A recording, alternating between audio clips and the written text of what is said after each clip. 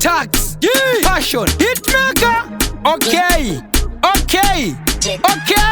Ndakambo senda ma message pa Facebook kutaura shuane pa Insta ko tikazo senda pa WhatsApp everyday uringo blutika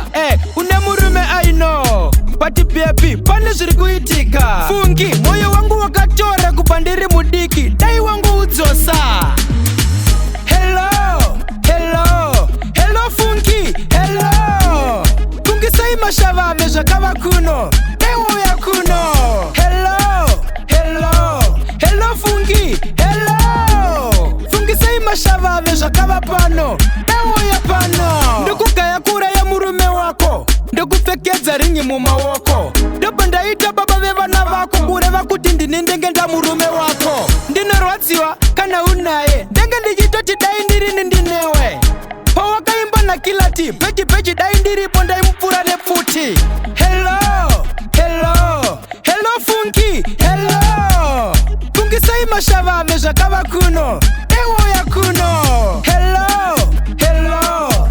fungi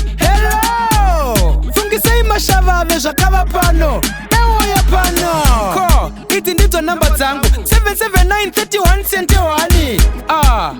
sente 8 plazi futi ndinogara Glenview 8 ukasafona ndopinda muchiki ukasafona ndinofila wiki komibheki yako yakandikoshera zvekuti zuva nezuva ndinofila greti hello fungi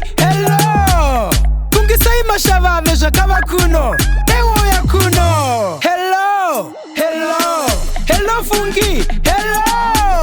fungi sai mashavave zvakava pano ewo ya pano ndokugaya kura ya murume wako ndokupfekedza ringi mumaoko ndopa ndaita baba vevana vako kureva kuti ndini ndenge ndamurume wako ndinorwadziwa kana unaye ndenge ndichitoti dai ndirini ndinewe pawakaimba nakilati pechi dai ndiripo ndaimupfura nepfuti hello fungi fungi sai mashavave zvakava kuno ewo ya kuno hello fungi fungi sai mashavave zvakava pano ewo ya pano ko idzi ndidzo namba dzangu 77931 sente 1 sente 8 plazi futi ndinogara Glenview 8 fungi sai ndokuda zvekuti ukangondida chete ukadane ndorwadziwa kana nekuchita chekuti kana ndakungona kuchita tangidza kuti upunyenga no need to cheat chimboti